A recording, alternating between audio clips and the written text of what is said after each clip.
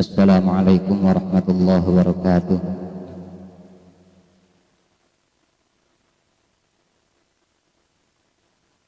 Bismillah, alhamdulillah, wassalatu wassalamu ala rasulillah Sayyidina Muhammad ibn Abdillah wa ala alihi wa ashabihi wa mawala. Amma ba'du.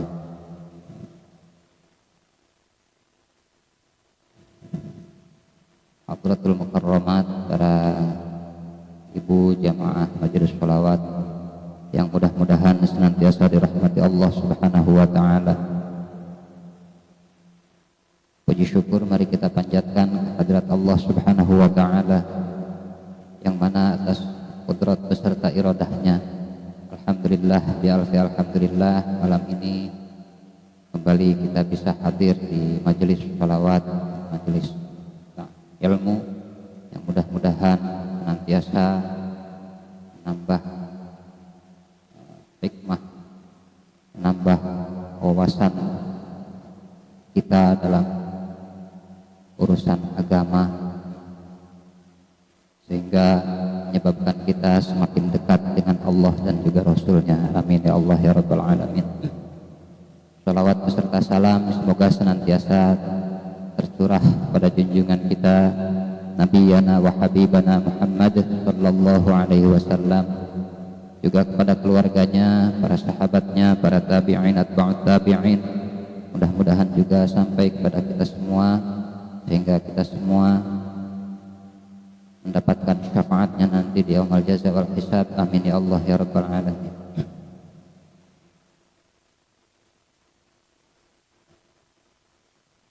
Para ibu yang mudah-mudahan dimuliakan Allah subhanahu wa ta'ala, pada pertemuan yang lalu kita membahas tentang rukunnya Islam sebagai salah satu syarat sempurnanya agama kita,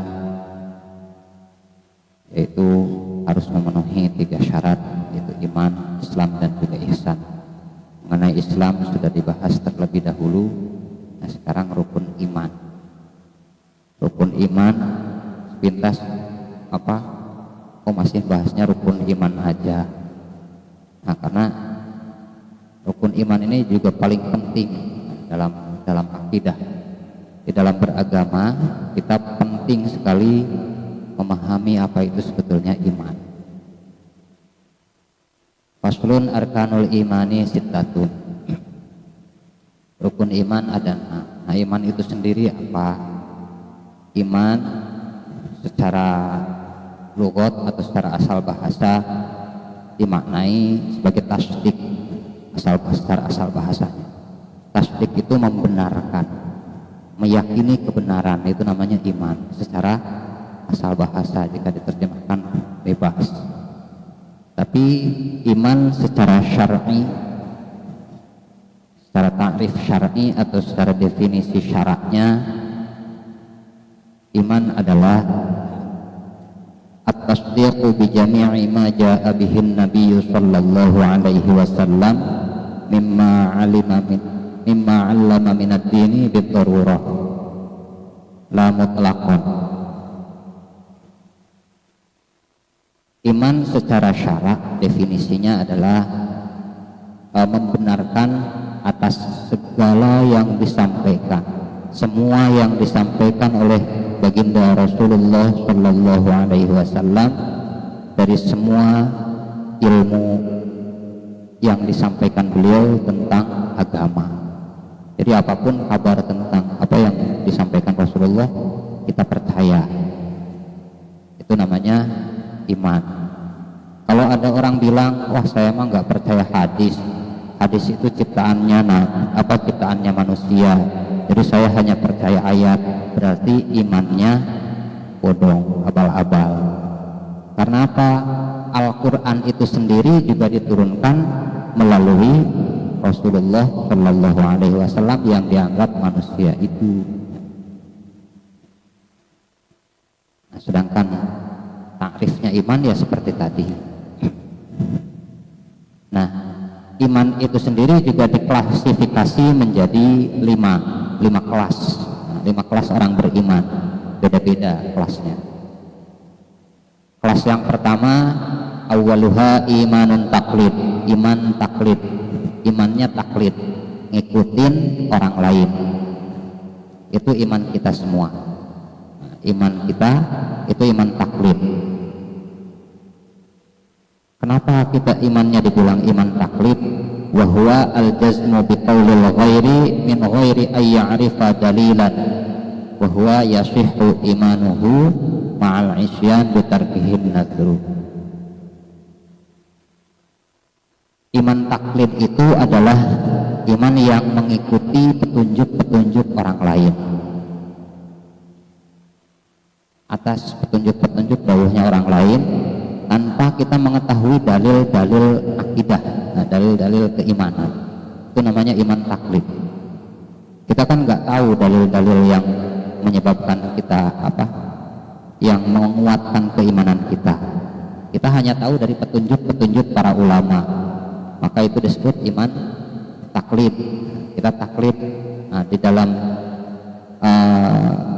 di kalangan ahlus sunnah wal jamaah ada dua imam tauhid yang kita taklidi. Salah satunya yaitu Imam Abul Hasan al-Asy'ari dan Imam Abu Mansur al-Maturidi. Itu madhab tauhid yang kita ikuti oleh kaum ahlus sunnah wal jamaah. Jadi kalau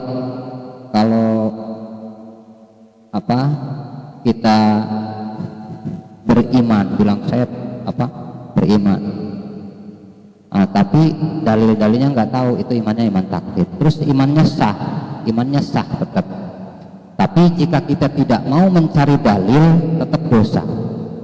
Kalau kita ada kemampuan. Tapi kalau nggak ada kemampuan, justru malah jadi dosa kalau kita ngorek-ngorek Al-Quran sendiri. Karena di dalam Al-Quran nanti perlu terjemahan atau perlu penafsiran yang akurat secara disiplin ilmunya. Ada ilmu pendukungnya, kita harus paham nahwu sorofnya, nahwunya, sorofnya, perubahan ilmu perubahan kata, ilmu nahwu, ilmu gramatikal bahasa Arab. Karena nanti kalau nggak paham itu nanti bacanya aja udah salah, apalagi menafsirkannya. Ditambah lagi nanti ilmu pendukungnya, ada ilmu mantik, ilmu bayan, ilmu ma'ani, ilmu balaghah. Itu perlu semua. Kita dengarnya aja udah puyeng, apalagi kalau ini. Nah, makanya disahkan iman taklid bagi kita. Nggak apa-apa, ngikutin aja deh yang paham. Karena kalau ngorek-ngorek Al-Quran sendiri, apalagi nyari-nyari ini ayat yang menjelaskan tentang kaifiyah sholat, tata cara sholat di dalam Al-Quran, itu ayat berapa, surat apa, sampai kepalanya botak gitu, sampai tukeran sama ular yang tumbuh rambut, itu nggak ketemu gitu. Karena nggak ada detail rinciannya yang tersusun rapih menjelaskan bahwa sholat itu pertama harus takbir, terus baca Fatihah, terus ruku, i'tidal, sujud, itu nggak ada. Nah, itu dicari-cari sama para ulama, disusun. Nah, kita menemukan satu hadis yang memberi petunjuk, yaitu shollu kama ra'aitumuni usolli, dawuhnya Rasul. Sholatlah kalian seperti kalian melihat saya sholat, dawuhnya Rasul. Tapi dipikir-pikir, ya kita juga nggak pernah melihat Rasul sholat kayak gimana. Nah gitu, makanya para ulama menuliskan karyanya untuk mempermudah kita dalam belajar ilmu-ilmu tersebut. Makanya kita ikut aja sama ulama yang kredibel tentunya. Jangan ulama-ulamaan gitu, ulama bohongan. Jadi jangan asal dipakein gamis, pakai sorban udah ulama, enggak. Itu ada legalitasnya nanti. Karena banyak juga ulama yang menyembunyikan bukan keilmuannya, menyembunyikan dirinya dalam penampilan yang biasa-biasa aja.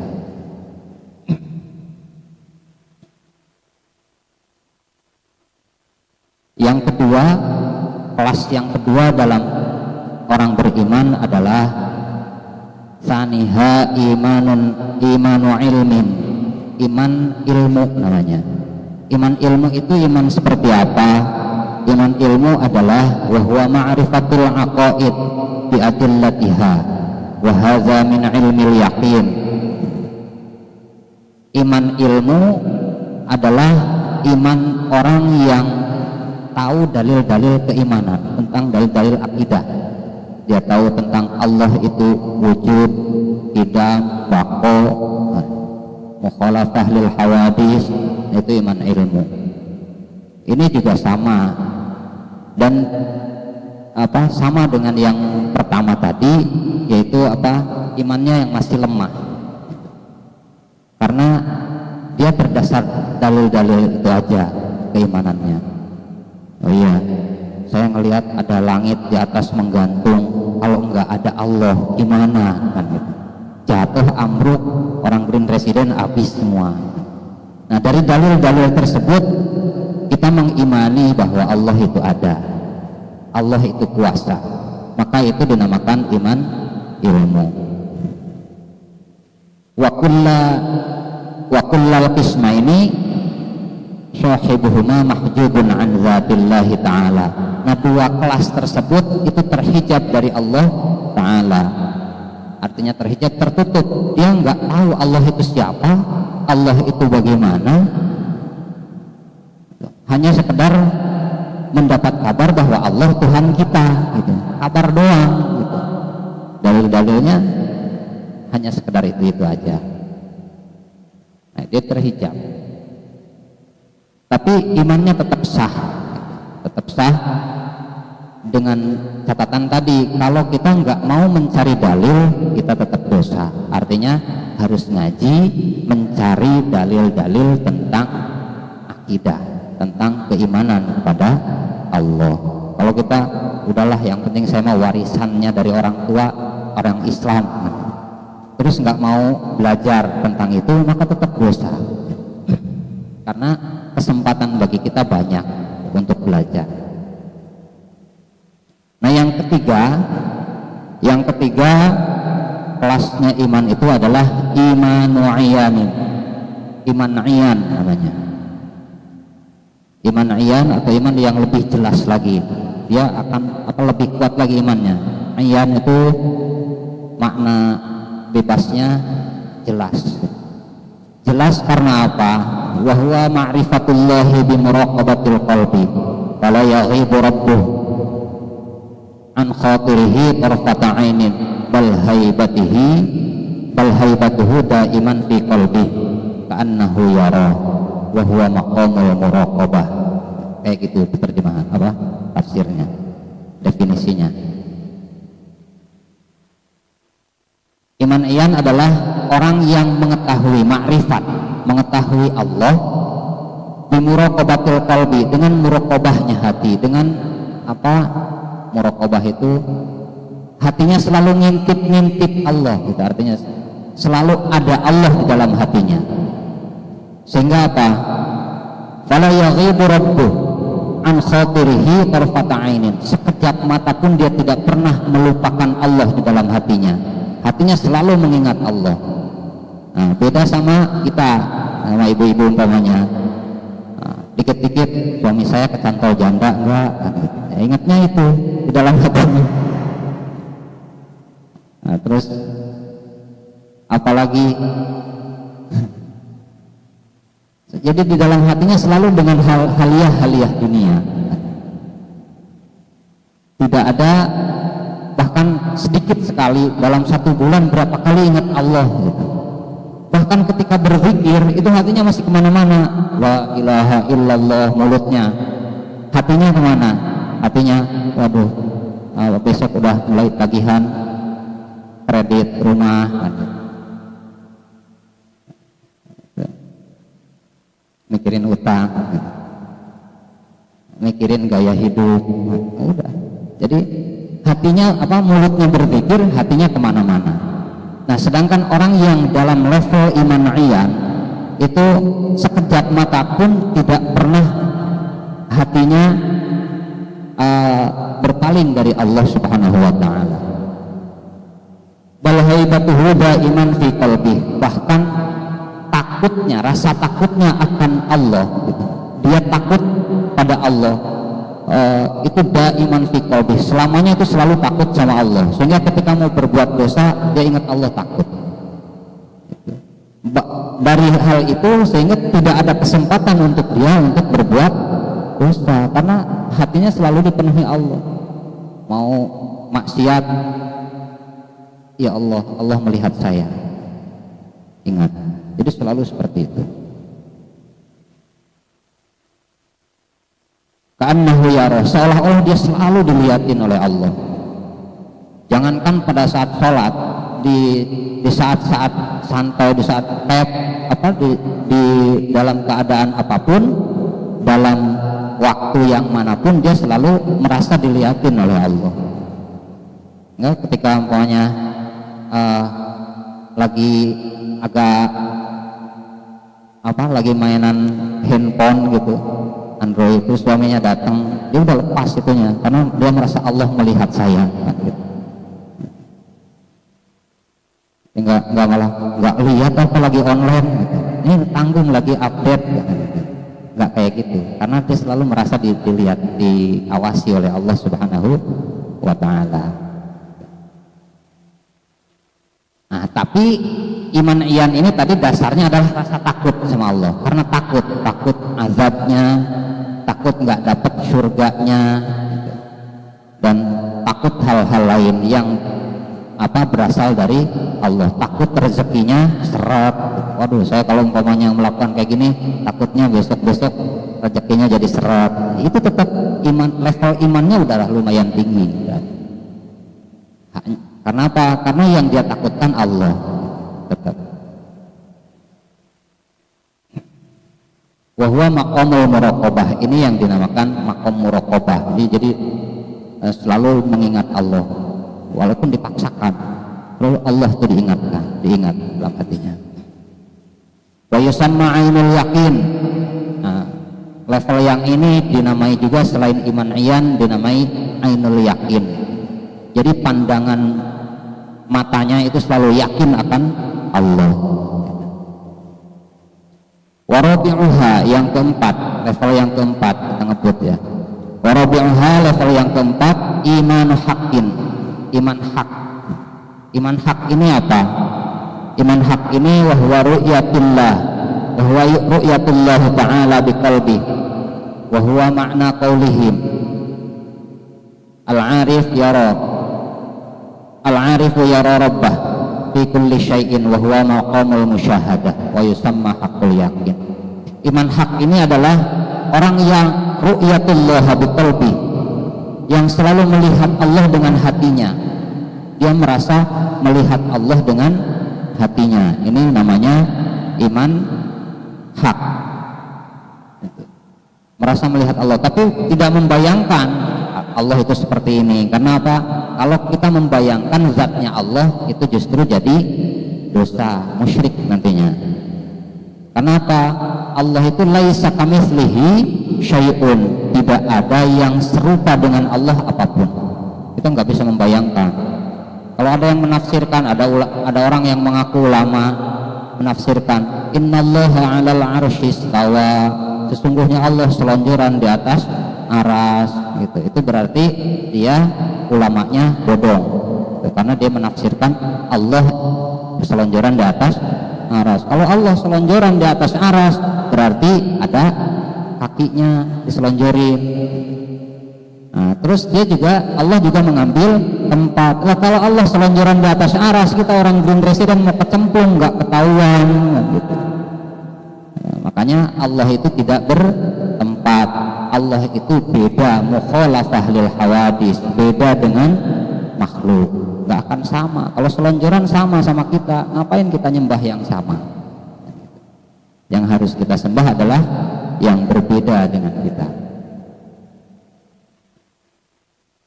Jadi orang yang level imannya iman hak adalah orang yang selalu merasa melihat Allah dengan hatinya, sehingga dia tidak akan berani melakukan kemaksiatan dan dia akan selalu berusaha untuk beribadah pada Allah Subhanahu wa ta'ala, walaupun ibadahnya atas dasar menginginkan pahala dan surga. Gitu. Nah, ini makomnya makom musyahadah, makom persaksian, selalu merasa menyaksikan Allah.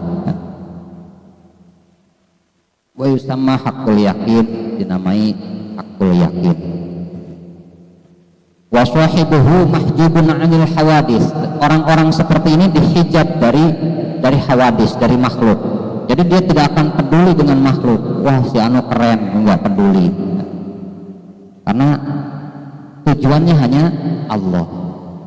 Sehingga ketika dulu ada kisah ketika Syekh Siti Jenar dipanggil oleh Wali Songo. Wali Songo mengirimkan utusan, Syekh Siti Jenar sedang muraqabah, sedang muraqabah sama Allah. Beliau merasa menyatu dengan Allah. Sehingga ketika datang utusan, ya Syekh Siti Jenar, Anda dipanggil oleh para wali, ditunggu di Demak. Jawabannya Syekh Siti Jenar apa? Di sini tidak ada Syekh Siti Jenar, adanya Allah. Karena dia merasa saya ini bukan siapa-siapa. Saya ini adalah hanya makhluk ciptaan Allah. Jika dikehendaki tidak ada, ya tidak ada. Nah, akhirnya para wali ketika dilapori seperti itu, ya udah balik lagi, panggil Allah. Pas utusan itu datang ke sana, Syekh Siti Jenarnya sudah selesai muraqabahnya. Wahai Allah, engkau dipanggil oleh para wali. Sembarangan Allah dipanggil. Di sini tidak ada, adanya Syekh Siti Jenar. Sampai perlunya sama Allah apa Syekh Siti Jenar? Kalau Allah nggak perlu dipanggil-panggil. Makanya akhirnya para wali memutuskan berdiskusi, memutuskan untuk ajarannya tidak boleh disebarkan secara sembarangan. Karena apa? Karena levelnya terlalu tinggi, orang Indonesia nggak mampu nampungnya gitu. Sehingga akhirnya lebih baik beliau dihukum atau ditiadakan, diberi hukuman. Bukan karena kesesatannya, karena orang Indonesia pada saat itu belum sanggup menerima ajarannya Syekh Siti Jenar, terlalu tinggi level makrifahnya sama Allah. Nah, ini salah satu contoh orang yang selalu merasa bahwa dirinya tidak ada apa-apanya di hadapan Allah. Yang kelima, wa khamisuha imanun haqiqah. Yang kelima adalah iman hakikat. Iman hakikat itu wa huwa al-fana billah wasaqra bihubbihi wasaqra bihubbihi fala yashhadu illa iya. Kaman gharaqa fi bahrin walam yaralahu sahilan. Jadi iman hakikat ini adalah orang yang merasa selalu dimabuk cinta dengan Allah. Jadi gimana sih orang yang tenggelam dalam lautan kerinduan sama Allah, sehingga kalau diibaratkan orang tenggelam di lautan nggak pernah melihat tepi, melihat pesisir. Jadi di tengah-tengah nggak ada kemungkinan untuk selamat dari kerinduannya tersebut. Artinya udah nggak ada yang dipedulikan sama beliau selain Allah. Beliau hanya merindukan Allah semata. Nah, dari kelima level iman tersebut, wal wajibu ala syakhsi ahadul qismainil awwalaini. Kita hanya wajib memilih salah satu di antara dua yang pertama aja, yaitu iman taklid dan iman ilmu. Iman taklid dan iman ilmu yang levelnya paling rendah. Kalau sudah iman ayan, iman hak dan iman hakikat, itu tergantung fadlnya Allah datang pada kita nunggu taufiknya Allah. Yang penting kita lakukan, pilih salah satu, yaitu iman taklid sama iman ilmu. Setelah taklid kita berusaha untuk naikin level ke level ilmu, yaitu dengan mencari dalil-dalil dengan cara belajar. Itu salah satu itu level atau klasifikasi dari iman. Nah, selanjutnya rukun iman tadi, arkanul imani sittatun. Rukun iman, jika kita mau mencapai level-level tersebut, ada rukunnya, ada yang tidak boleh kita lewatkan, yaitu sittatun, ada 6. Yang pertama antu'mina billah. Yang pertama kita harus beriman kepada Allah. Dengan cara apa beriman kepada Allah? Bi anta taqida ala tafsil anna Allah ta'ala mawjudun qadimun baqin mukhalifun lil hawadis ila akhirih. Dengan cara kita meyakini bahwa Allah itu ada, qidam itu terdahulu, baqo itu tidak ada ujungnya, adanya Allah itu tidak ada permulaannya dan tidak ada akhirnya. Jadi kita harus hafal satu-satunya sifat wajib bagi Allah yang 20. Allah wujud, qidam, baqo. Nah, setelah hafal harus tahu artinya, jangan cuma sekedar hafal. Karena buat mengupgrade keimanan kita biar semakin naik. Allah itu wujud.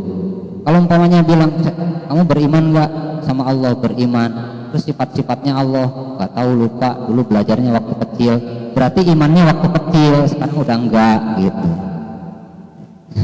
Na'udzubillah tsumma na'udzubillah min dzalik. Jadi harus dihafal, harus tahu. Karena dosa hukumnya kalau kita tidak tahu sifat-sifat Allah yang wajib bagi Allah, wajib bagi Rasul. Dihafal lagi pelan-pelan ya, sambil masak nggak apa-apa. Allah wujud, qidam, baqo gitu. Tapi jangan sambil mandi. Kalau sambil mandi tarkul adab. Nah, itu yang pertama adalah iman kepada Allah.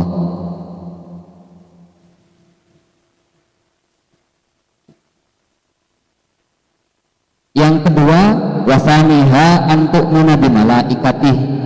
Setelah kita beriman kepada Allah, kita harus mempercayai adanya malaikat. Kita harus percaya adanya ghaib. Jadi jangan kalau umpamanya ada orang berbicara tentang gaib, wah ini orang melenceng. Enggak melenceng, gaib itu ada. Nah, gaib itu ada. Cuma kadang-kadang kita selalu mengait-ngaitkan segala sesuatu dengan gaib. Gaib yang hakiki malah dilupakan. Allah yang gaib itu dilupakan. Yang diingat, waduh ada setan di setan mah ada di mana-mana. Tahu nggak setan itu siapa? Allazi waswisu fi sudurin nas minal jinnati wan nas. Orang yang selalu memberi keraguan pada orang lain, baik itu dari golongan jin maupun dari golongan manusia. Jadi kalau ada orang selalu bisik-bisikin, orang udah yakin, wah jangan percaya sama si anu gini.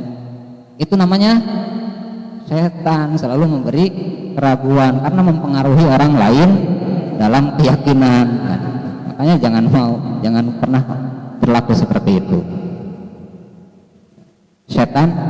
Sedangkan kita harus tahu bahwa innama khalaqtul jinna wal insa illa liya'budun, dawuhnya Allah. Jin dan manusia itu diciptakan untuk beribadah. Jin ya untuk beribadah, manusia yang untuk beribadah. Cuma bedanya kita nggak bisa melihat jin bisa melihat kita. Cuma ada cumanya lagi, jin bisa melihat kita tapi nggak bisa mendengar kita. Kita ngomongin nih selalu jin itu begini. Itu kalau jin denger, wah udah ambruk nih jin presiden, ngamuk dia. Karena kita ngegosipin mereka, padahal kita nggak pernah tahu kayak apa bentuknya jin. Digosipin mulu jin tuh kayak gini. Padahal nggak pernah tahu gitu. Untungnya dia nggak pernah bisa dengar obrolan kita. Dia cuma tahu ini orang lagi pada ngapain, umak-umik. sedangkan Allah menciptakan. Ada perbedaan pendapat.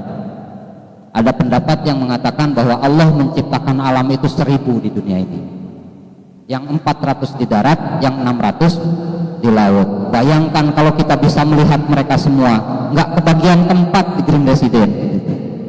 Udah, saya mau di mana lagi kan?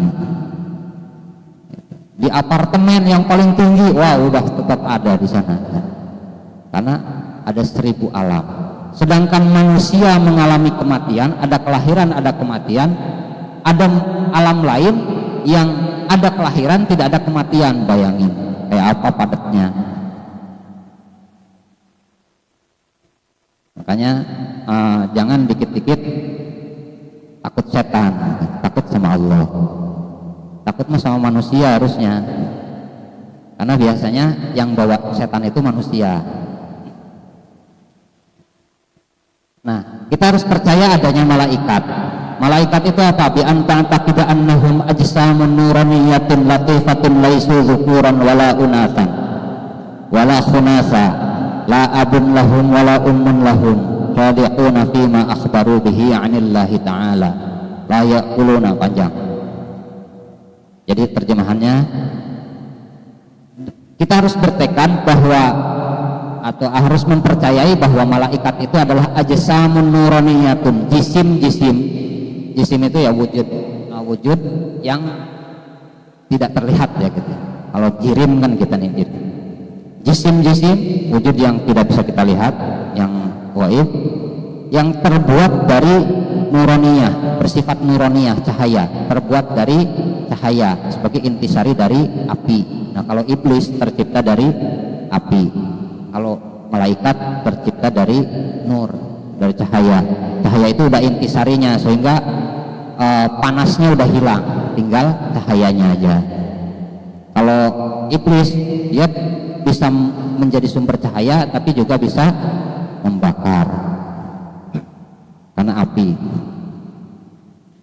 Ajsamun nuraniyatun latifatun, dia juga bangsa lembut dalam arti tidak bisa terlihat oleh kasat mata.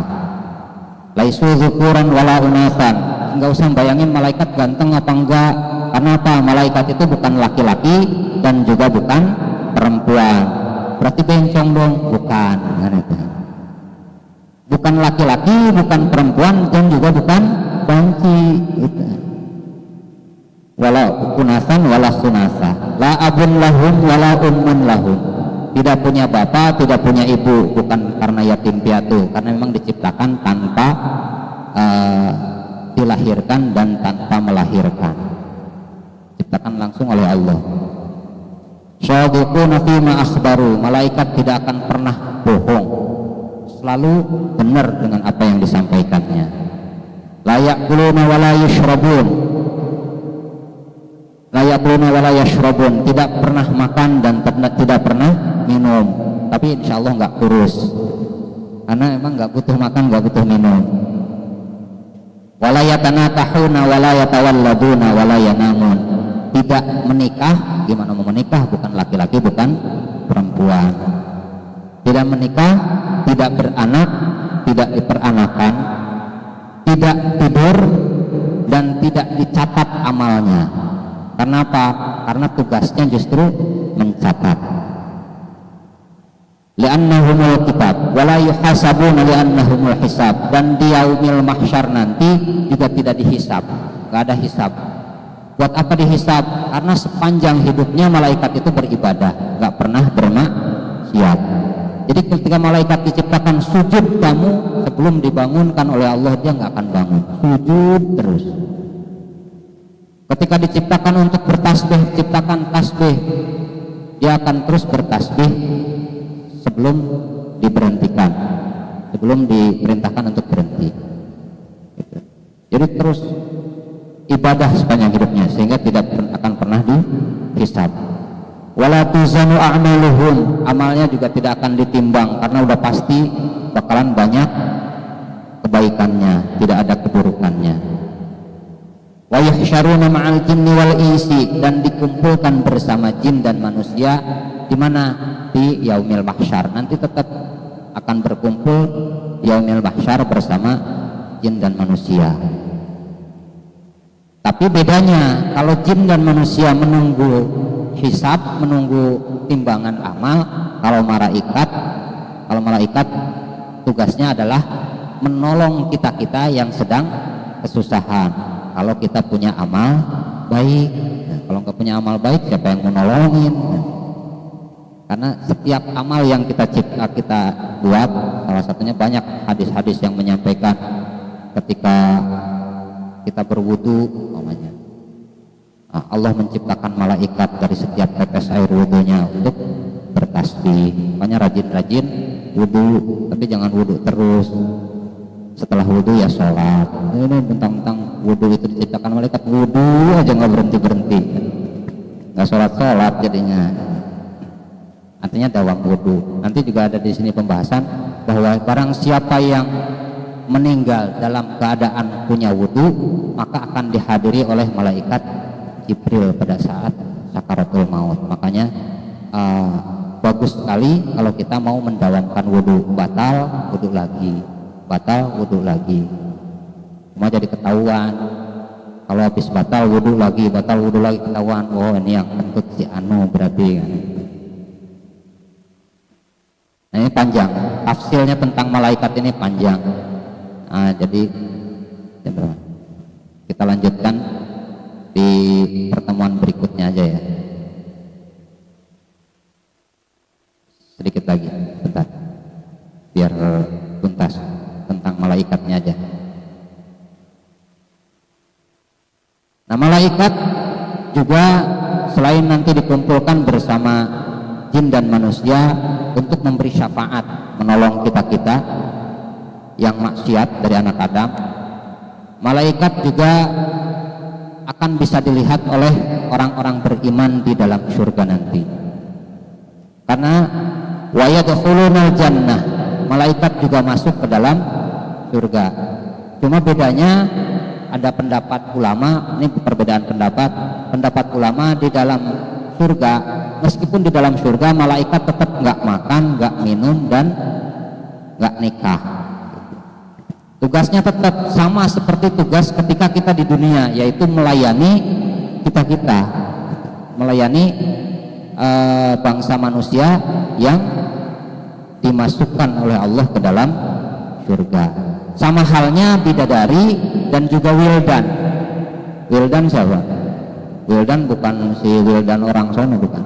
Wildan maksudnya bayi-bayi yang diwafatkan oleh Allah sebelum punya dosa. Itu di surga tugasnya adalah menjadi pelayan ibu dan bapaknya.